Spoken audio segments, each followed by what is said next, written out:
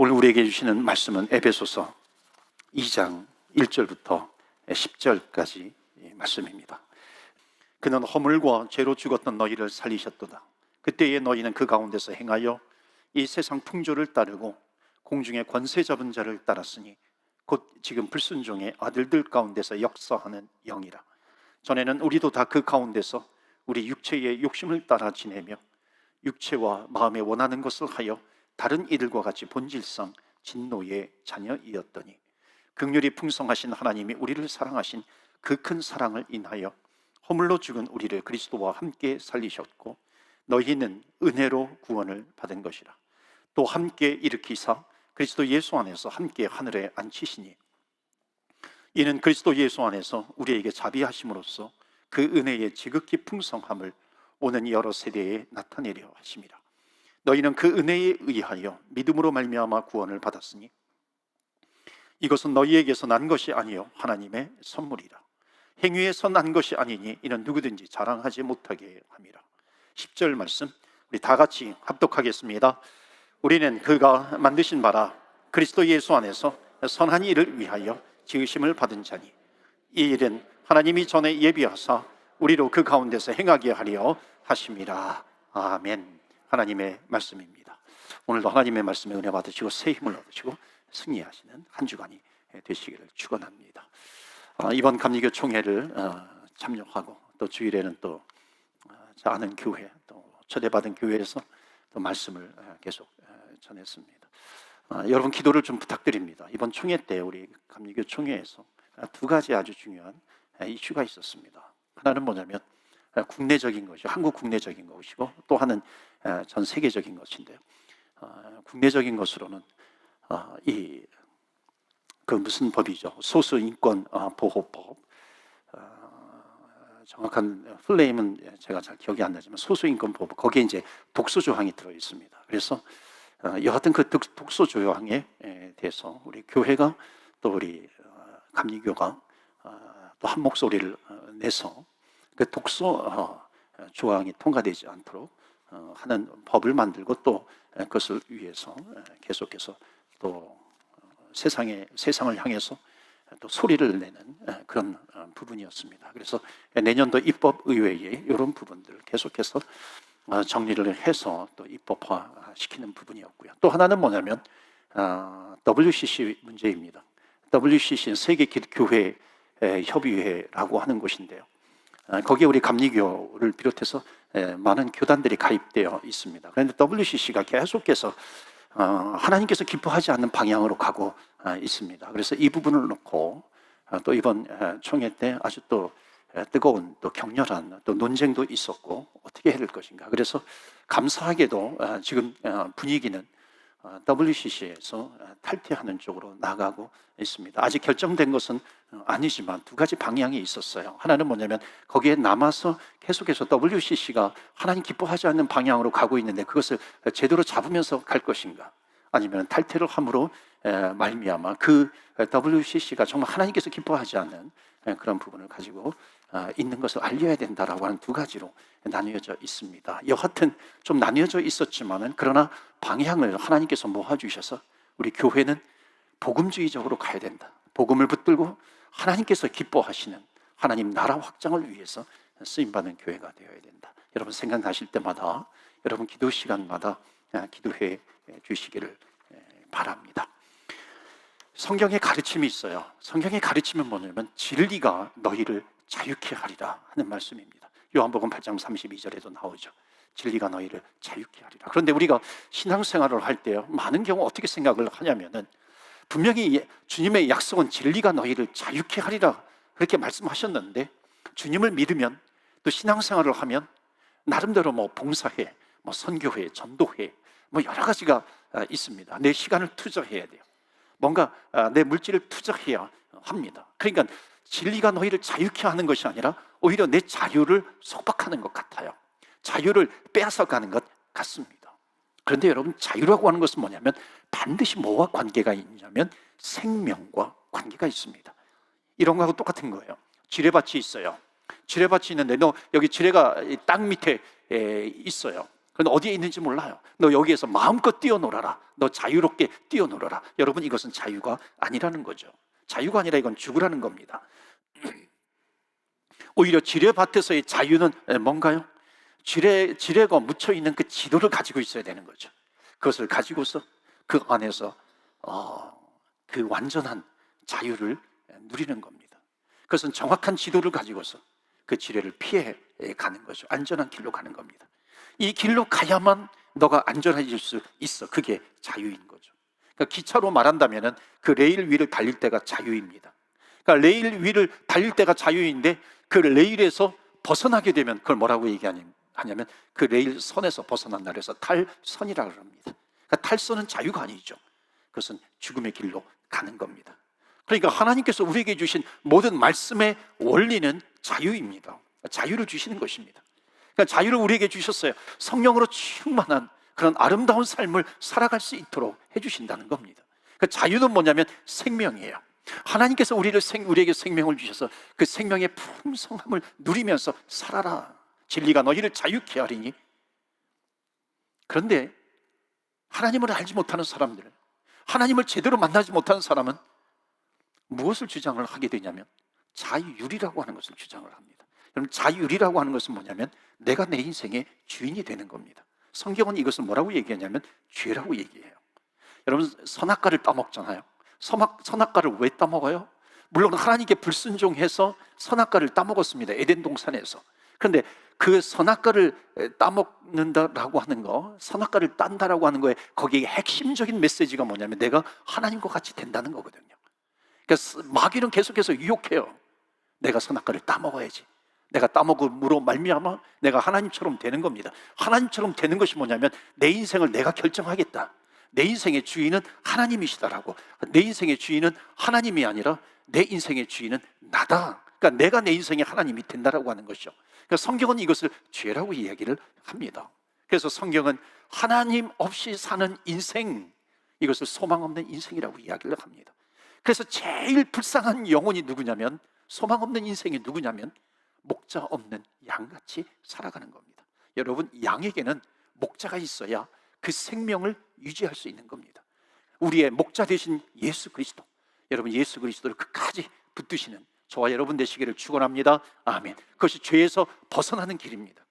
죄에서의 구원은 내 인생의 주인을 찾는 겁니다. 그러니까 내 인생의 주인은 내가 아니라 내 인생의 주인은 하나님, 예수 그리스도가 내 인생의 주인이라는 것입니다. 그래서 끝까지 예수님을 나의 구세주요, 나의 주님으로 모셔드리는 믿음의 종들이 다 되시기를 주의 이름으로 축복합니다. 복음성가 있잖아요.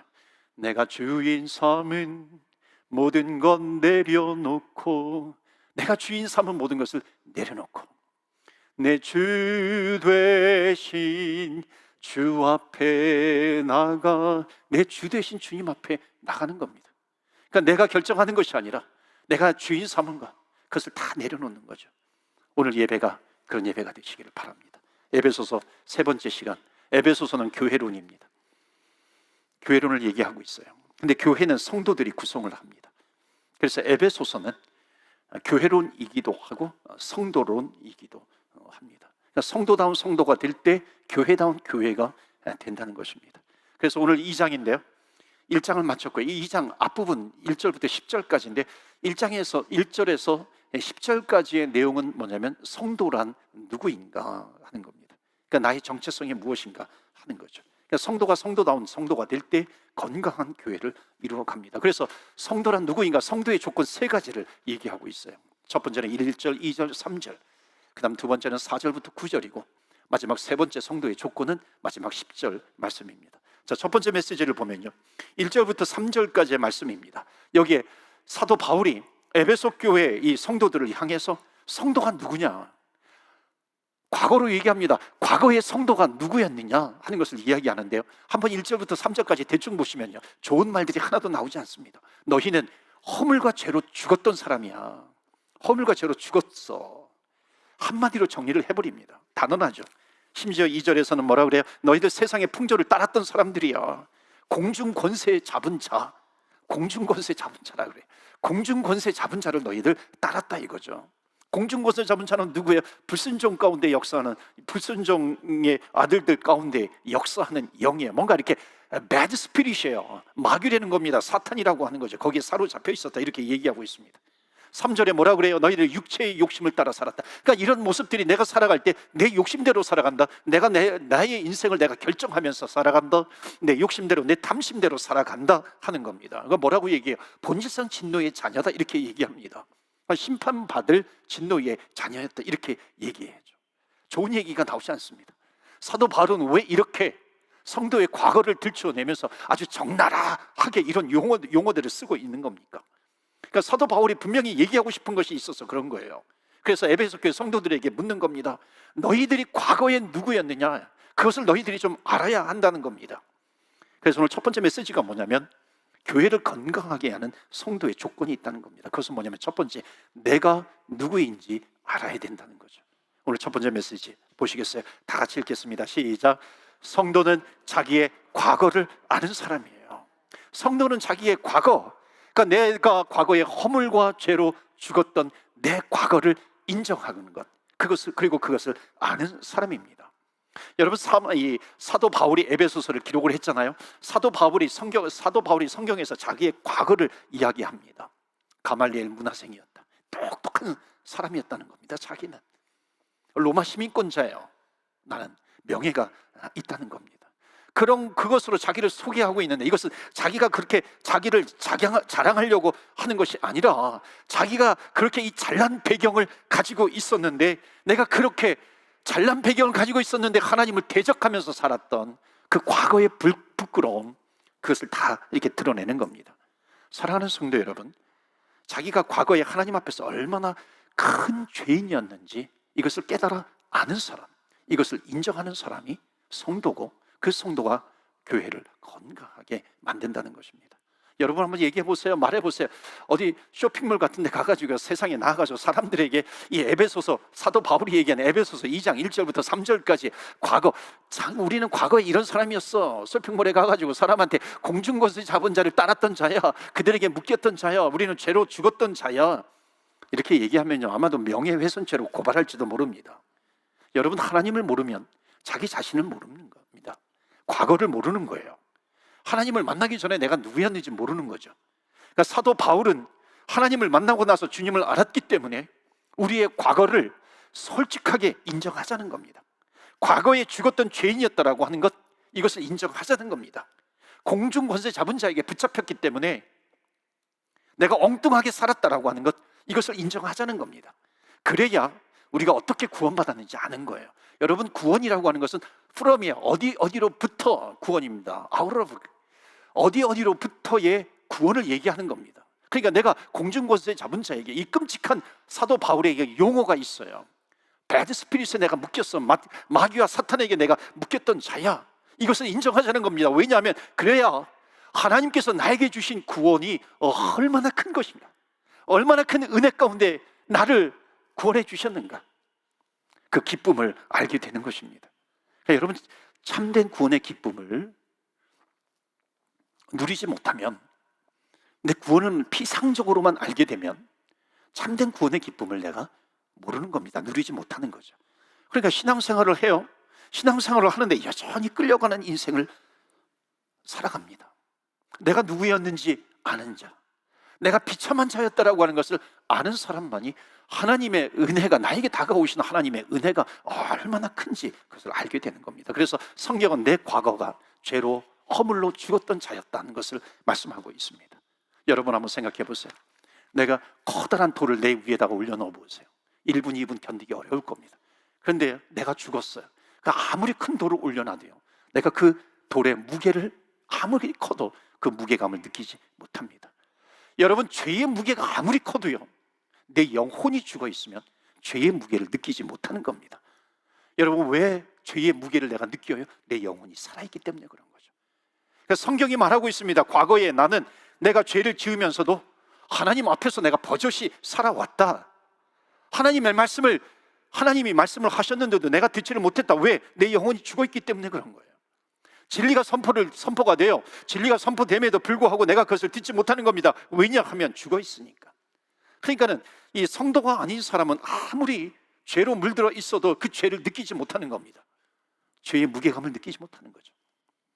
오늘 말씀은 거기에서 끝나지 않잖아요. 성경은 너희는 공중권세 잡은 자 사탄 마귀에게 끌려갔다. 정말 신비 중에 신비는요, 아무리 많이 배웠던 사람, 똑똑한 사람도 점을 치기도 하고요, 무당을 불러다가 막 구슬하기도 합니다. 회사를 차려놓고, 기업을 차려놓고 처음에 돼지 머리를 에다가 절을 하고 그렇게 합니다. 선거철만 돼봐요, 점집이 가장 바빠진다고 그러잖아요. 여러분, 이건 무슨 현상이에요? 뭔가 그 사람에게 끌려가는 게 있는 겁니다. 그 사람이 뭔가 믿는 게 있는 거죠. 귀신을 믿고 있든지, 그렇게 표현하지 않아도 bad spirit, 뭔가 영적인 것에 끌려가고 있는 겁니다. 그 본문 2절에 보면 우리가 그렇게 살았다라고 하는 거예요. 그런데 그렇게 살게 된 이유가 있었어요. 살았던 이유가 있어요. 그게 뭐예요? 공중것에 잡은 자에게 붙잡혀 있었다라고 하는 겁니다. 그러니까 우리의 마음을 빼앗는 어떤 것이 있는 거예요. 우리의 마음을 사로잡는 어떤 악한 것이 있는 겁니다. 악한 영이 있는 것이죠. 그러니까 그것이 뭘로 나타나요? 그것이 어떤 때는 쾌락으로 나타나죠. 어떤 때는 그것이 욕심으로 나타나기도 합니다. 어떤 때는 그것이 사람을 죽이는 살인의 행위로 나타나기도 하는 거죠. 그러니까 악한 영에게 끌려다니고 있는 겁니다. 여러분, 우리가 하나님을 믿기 전에 죄를 짓는 것, 또 악에게 끌려가는 것, 이것을 제어시킬 수 있는 힘, 그것이 무엇이 있습니까? 어떤 사람은 학교라고 얘기할 수 있어요. 교육이라고 얘기할 수 있어요. 만약에 교육이라고 하는 것이 우리를 제어시킬 수, 죄를, 악을 제어시킬 수 있다면 학교는 지금쯤 천국이 되어야 되는 거죠. 학교가 천국입니까? 아니죠. 심지어 어떤 학교는 악의 소굴이 되어가고 있습니다. 학교, 세상의 교육이 절대로 이것을, 죄를 해결해 주지 못한다는 겁니다. 컴퓨터에 이상한 것을 막 뿌리는 사람들을 보면 못 배워서 그런가요? 그렇지 않더라고요. 또 하나, 내가 죄를 짓는 것을 제어할 수 있는 사회 구조가 있어요. 입법을 해가지고 법으로 처벌을 하면 죄가 과연 줄어들까요? 현대 법정에서 그 결과가 뒤집혀도 할 말이 없는 판결이 부지기수라는 겁니다. 해결되지 못해요. 또 하나, 내가 죄를 짓는 것을 제어할 수 있는 우리 인간의 구조가 있습니다. 그것은 양심이에요. 그런데 한번 물어봅시다. 여러분, 양심이라고, 우리의 양심이 그렇게 강하던가요? 우리가 죄를 지을 때 우리의 양심이라고 하는 것이 얼마나 무기력하게 무너져 내버려버렸던가요? 양심이라고 하는 것이요, 우리를 보호할 수 없는 겁니다. 그런데 하나님께서 오늘 성경을 통해서 우리에게 주시는 말씀이 있습니다. 그러니까 내가 나를 지킬 수 없는 그런 존재였어요. 나를 지킬 수 없는 존재였는데 예수님께서 이 땅에 오셔서 십자가의 죽으심으로 말미암아 우리의 죄를 다 씻어주시고 양심을 지킬 수 없는 나에게 주의 성령을 보내주셨다. 그래서 에베소서, 지난번에 본 에베소서 1장 13절 14절에 보면은 주님께서 우리를 구원해 주시사 뭐라 그래? 성령으로 나를 꽝꽝 인쳐 주셨다는 겁니다. 성령께서 나를 인쳐 주셨다라고 하는 것은 뭐예요? 너는 나의 것이다. 내가 너를 나의 자녀 삼았다 말씀하는 겁니다. 내 힘으로는 내 문제를 해결할 수가 없어요. 그래서 예수님께서 오신 겁니다. 그래서 성령께서 인쳐 주셨다. 그렇기 때문에 성령을 의지하게 되면 우리는 죄를 이길 수 있는 줄로 믿습니다. 그러니까 사탄에게 공중권세 잡은 악한 영으로부터 해방될 수 있다는 거죠. 이것이 성도의 특권입니다. 성도의 영광이죠. 성도의 능력입니다. 그러니까 사도 바울이 자기의 그 과거를 이렇게 무자비하게, 어찌 보면 참 이게 이런 단어를 쓰면서 낱낱이 들춰내는 이유가 무엇일까요? 그 사도 바울 자신이 그렇게 비참한 인생을 살았다는 겁니다. 돌파구가 필요했어요. 탈출구가 필요했던 그런 사람, 정말로 죽어가는 사람이었는데 주님께서 어느 날 찾아오신 거죠. 사울아 사울아, 나는 너가 핍박하는 예수니라. 주님께서 찾아오신 겁니다. 사랑하는 성도 여러분, 우리는 더 이상 죄와 허물로 죽을 사람이 아닌 거죠. 진노의 자녀가 아닌 겁니다. 사탄의 자녀가 아닌 거죠. 하나님의 자녀가 되었다라고 하는 것을 여러분 믿으시기를 축원합니다. 이것이 바로 우리 성도들이 가져야 될 정체성입니다. 그래서 내 과거를 알고 있는 사람이 반드시 고백하는 것이 무엇이에요? 그것은 뭐냐면 Amazing Grace, 하나님의 은혜. 죄로 말미암아 허물로 죽을 수밖에 없었고 공중권세 잡은 자에게 붙잡혀 있었던 난데 어느 날 하나님께서 나에게 찾아오셔서 그 하나님의 은혜로 말미암아 나를 구원해 주셨습니다. 그래서 두 번째 성도의 조건, 두 번째는 은혜를 아는 사람. 다 같이 한번 두 번째 읽어볼까요? 다 같이 시작.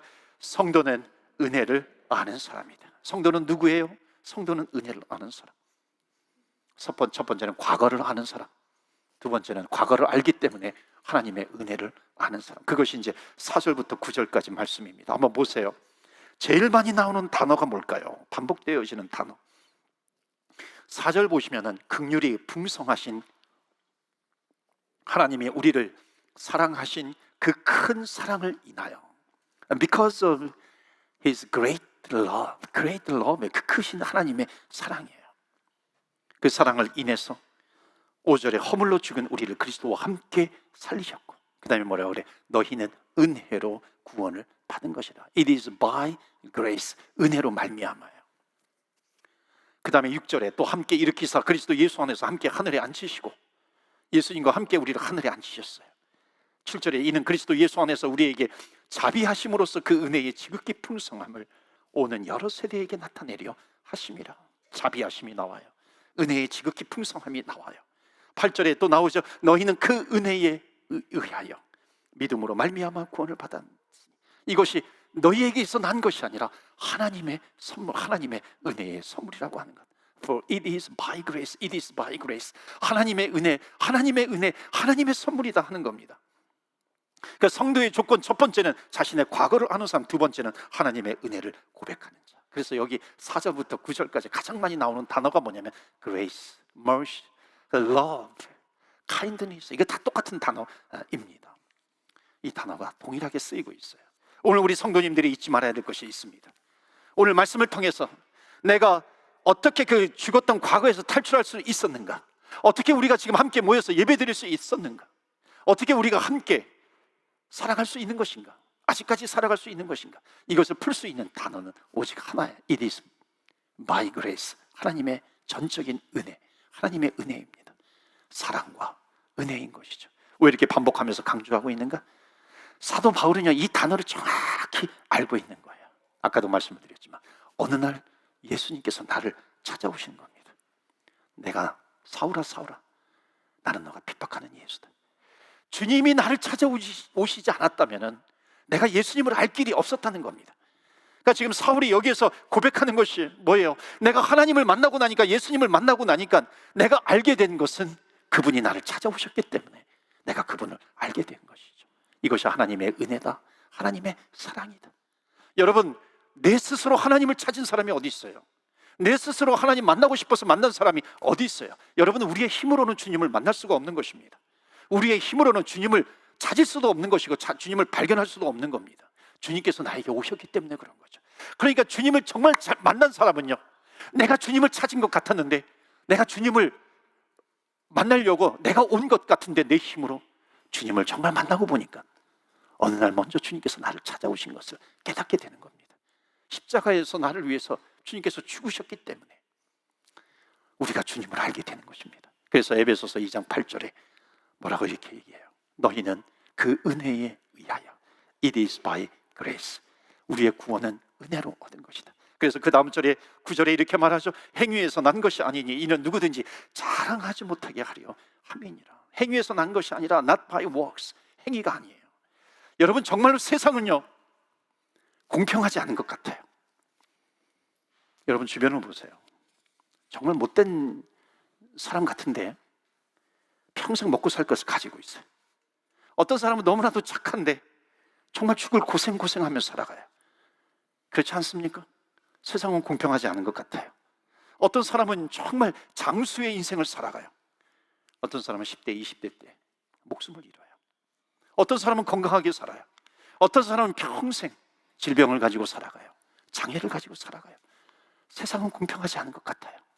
그런데 하나님은 사랑이셔서 천국에서는 아무런 차별도 없도록 그렇게 하신 겁니다. 그래서 구원에 있어서 여러분, 내가 자랑할 것이 하나도 없어요. 구원에 있어서 내가 내세울 것이 하나도 없다는 것입니다. 천국에서 내가 무엇 때문에 구원받았다, 무엇 때문에 구원받았다라고 하는 것이 하나도 없도록 하나님은 그 은혜로 말미암아 하나님의 사랑으로 우리를 구원하신 겁니다. 그렇기 때문에 하나님 나라에서는 모두가 다 동등해요. 목사건, 장로건, 권사건, 집사건, 누구든지 하나님 안에서는 동등합니다. 하나님의 성도일 뿐이에요. 그것을 연습하는 곳이 어디냐? 바로 church, 교회입니다. 그렇기 때문에 사랑하는 성도 여러분, 내 신앙의 행위가 자랑의 도구가 되지 않도록 하셔야 돼요.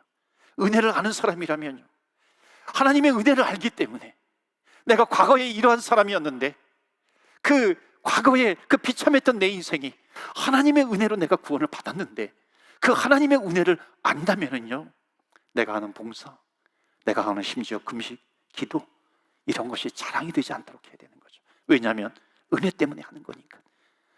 금식, 기도 열심히 해놓고 여러분 그것이 자랑이 돼요? 내가 열심히 봉사를 해놓고 내가 누구를 욕하기 위해서 그것을 한다면요, 그것은 살인행위가 되는 거죠. 그것은 은혜를 모르는 사람입니다. 우리는 자랑할 수가 없어요. 왜? 선물로 받은 그 구원이기 때문에 그렇습니다. 여러분, 내가 은혜로 구원받은 하나님의 자녀인 줄로 믿습니다. 그런 사람이 누구예요? 성도예요. 그런 성도가 교회를 건강하게 만드는 것이고 교회를 부흥시키는 것입니다. 오직 은혜로 우리는 구원받은 하나님의 자녀들입니다. 그것을 고백할 줄 아는 우리 교회 성도님들이 다 되시기를 주의 이름으로 축원합니다. 아멘. 그렇다면 마지막 세 번째, 은혜를 아는 사람이 하는 일은 무엇일까요? 우리에게 은혜를 주시는 분에 대해서 우리는 무엇을 드리고 싶어 하는 것일까요? 여러분, 성도란 누구일까? 첫 번째는 자기 자신의 과거를 아는 사람. 두 번째는 하나님의 은혜를 알아요. 하나님의 은혜를 알기 때문에 세 번째, 성도란 누구인가? 하나님께서 나에게 주신 은혜 때문에 성도는 사명이 무엇인지 아는 사람. 우리 세 번째 메시지 다 같이 읽을까요? 시작. 성도는 사명을 아는 사람입니다. 그래서 우리가 구원받은 목적이 거기 10절에 기록이 되어 있어요. 선한 일을 위하여. 10절 보실까요? 우리는 그가 만드신 바라 그리스도 예수 안에서 선한 일을 위하여 지으심을 받은 자니 이 일은 하나님이 전에 예비하사 우리로 그 가운데서 행하게 하려 하심이니라. 여기 두 가지 중요한 단어가 있어요. 우리에게 선한 일을 위해서 우리를 구원시켜 주셨다. 그런데 이 선한 일이라고 하는 것은 윤리적으로 착한 일, 그것을 이야기하는 것이 아니에요. 그 선한 일이라고 하는 것은 그 뒤에 하반절에 나오는 것이 있습니다. 그것은 뭐냐면 이 일은 하나님이 전에 예비하사, 하나님이 이미 계획해 놓으신 그 일이라고 하는 겁니다. 그러니까 이 말은 한마디로 말하면 사명이에요. 성도는 누구인가? 사명을 아는 사람, 하나님의 사명을 아는 사람, 교회의 사명을 아는 사람. 이 사람이 누구냐? 과거에 누구였든지 알고 하나님의 은혜 때문에 구원받았다라고 하는 것을 알고 그 은혜를 아는 사람은 하나님의 사명이 무엇인가, 교회의 사명이 무엇인가, 그것을 깨달아 아는 사람입니다. 여러분, 하나님의 말씀을 아는 사람은 많이 있어요. 그런데 하나님의 말씀을 사는 사람 그렇게 많지 않은 것 같아요. 하나님의 사명을 아는 사람이 있어요. 그런데 하나님의 사명을 살아가는 사람이 그렇게 많지 않은 것 같아요. 하나님의 비전을 아는 사람이 있어요, 들어서. 그런데 그 비전을 살아가는 사람이 그렇게 많지 않아요. 사랑하는 성도 여러분, 우리에게는 하나님의 영원한 비전이 있어요. 하나님의 영원한 사명이 있는 겁니다.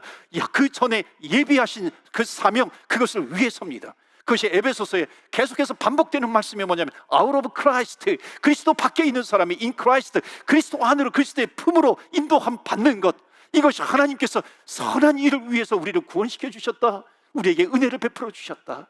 그래서 그것은 영원 전부터 계속해서 하나님께서 예비하신 것이다 말씀하는 겁니다. 영적으로 소생되는 것, 공중 것에 잡은 자에게서 해방이 되는 것, 그 일을 위하여 너희들이 구원받은 하나님의 자녀, 하나님의 은혜로 구원받은 자녀가 되었다는 것을 말씀합니다. 예수님께서 감추어진 보화에 대해서 이렇게 얘기하죠. 천국은 마치 밭에 감추어진 보화와 같으니 사람이 이를 발견한 후 숨겨두고 기뻐하며 돌아가서 자기의 소유를 다 팔아 그 밭을 사느니라. 세상은 왜 낭비하느냐 그래요. 세상은 왜 너의 것을 자꾸만 이렇게 낭비하느냐. 그런데 여러분, 이게 낭비입니까? 낭비가 아니죠. 왜? 보화를 알아요. 보화를 아는 사람은 자기의 모든 것을 투자해도 그것이 낭비가 아니라고 하는 것을 압니다. 사랑하는 성도 여러분, 예수님께서 영광의 보좌를 버리시고 이 땅에 내려오셔서 우리를 위해서 십자가에 죽으셨어요. 여러분, 예수님께서 영광의 보좌를 버리시고 이 땅에 내려오셔서 우리의 죄와 허물에서 우리를 구원하시기 위해서 십자가를 지신 것이 여러분 낭비라고 생각하십니까? 아니죠. 이것은 절대로 낭비가 아닙니다. 하나님께서 하나밖에 없는 독생자 예수 그리스도를 이 땅에 보내주셔서 십자가에서 그 거룩한 보혈의 피를 뿌리게 하신 것, 여러분 이것이 어리석은 일인가요? 아니죠. 한 영혼을 구원하는 것이 지옥에 가지 않도록 천국으로 인도하는 것, 이것이 너무나도 귀한 것이기 때문에 모든 것을 다 희생해서라도 그것을 건지려고 하는 것입니다. 20세기 경영학에서 위대한 결정을 이렇게 얘기합니다. 뉴욕 맨하튼에서 처음에 다이너스 클럽 카드, 신용카드를 만들기로 결정한 것이 위대한 결정이다. 그 다음에 잉크젯 프린터에서 잉크젯 프린터를 만들기로 한 것이 가장 위대한 결정이다. 마이크로소프트사가 도스를 인수한 것이 가장 위대한 결정이라고 한다고 해요. 그러나 사랑하는 성도 여러분, 우리 인생 가운데 가장 위대한 결정이 뭔지 아세요? 우리가 하나님의 은혜로 말미암아 구원을 받았기 때문에 내 남은 인생 하나님을 위해서 살기로 결정하는 것, 하나님을 위해서 내 인생을 드리기로 결정하는 것, 바치는 것, 이것이 가장 위대한 결정입니다. 이 가장 위대한 결정을 하는 사람이 가장 행복하게 살아가는 것이고요, 그러한 성도가 바로 건강한 성도요, 교회를 건강하게 만드는 성도, 가정을 건강하게 세우는 성도가 되는 것입니다. 한 주간 동안 행복한 성도로, 건강한 성도로 살아가시는 저와 여러분 되시기를 주의 이름으로 축원합니다. 아멘. 이 시간에 우리 같이 기도합니다. 에베소서는 교회론이에요. 우리의 인생이 교회예요. 성도기 때문에 우리의 가정이 교회입니다. 건강하기를 원하는 겁니다. 그러기 위해서 기도합니다. 하나님, 내가 누구인지 알게 해 주옵소서. 교인들을 향해서 내가 누구였는가, 거기에서 그 비참한 인생에서 나를 구원해 주신 하나님 아버지의 은혜예요. 그 하나님의 은혜를 아는 사람은 우리가 주님 앞에 기도합니다. 하나님, 우리의 교회, 우리의 가정, 내 인생 건강하게 되기를 원합니다. 그러기 위해서 나에게 은혜를 주셨는데 주님을 위해서, 그 사명을 위해서, 그 비전을 위해서 내가 하나님 감당하기를 원합니다. 우리 한번 이 시간에 말씀을 붙들고 우리 같이 기도하기를 원합니다. 주의 이름에 능력이 있습니다. 다 같이 주여, 주여, 주의 이름 한번 부르며 기도하며 나아갑니다. 주여.